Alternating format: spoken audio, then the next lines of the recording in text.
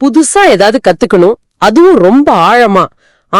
அதே சமயம் போர் அடிக்காம தெரிஞ்சுக்கணும்னு நினைக்கிற உங்களோட அந்த ஆர்வம் இருக்கே, அதுதாங்க எங்களை எப்போ ரொம்பவே மோட்டிவேட் பண்ணுது. நிச்சயமா, எதையாவது தேடி படிச்சு அப்டேட்டடா இருக்கணும்னு நினைக்கிறவங்கள இந்த ஆழமான அலசலுக்கு நாங்க மிக அன்போடு வரவேற்கிறோம். இன்னைக்கு நாம விவாதிக்க போற விஷயம் உங்களை ரொம்பவே ஆச்சரியப்படுத்த போகுது. ஏன்னா இது உங்களுக்குள்ளேயே இருக்கிற ஒரு பெரிய ரகசிய கதவை திறக்க போற ஒரு சப்ஜெக்ட். ஆமா, இது வழக்கமான ஒரு விஷயமா இருக்காது, ரொம்பவே டீப்பான ஏரியா. சரி, இது கொஞ்சம் விரிவா பாப்போம்.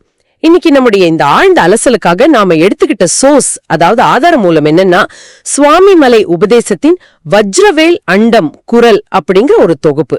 இதுல இருந்து எடுக்கப்பட்ட மிக முக்கியமான குறிப்புகளை தான் நம்ம பார்க்க போறோம். இந்த ஆதாரங்களை படிக்கும்போது ஆச்சரியப்பட வைக்கும் விஷயம் என்னவென்றால், சுவாமிமலையில் தகப்பன் சாமியான சிவபெருமானுக்கு முருகன் ஓதியது வெறும் ஒற்றை வார்த்தையோ அல்லது தத்துவமோ அல்ல. ஆமா, நானுமே இத படிக்கும்போது ரொம்ப வியந்து போனேன். ஏன்னா புராணங்கள்ல நாம அடிக்கடி படிக்கும் சுவாமிமலை உபதேசம் அப்படிங்கிறது வெறும் ஒரு ஆன்மீக கதை மட்டும்தானா? முருகன் தன் தந்தையான சிவபெருமானுக்கு உபதேசித்தது ஏதோ ஒரு காதில் சொல்லும் மந்திரம் மட்டும்தானான்னு யோசிச்சிருக்கேன். ஆனா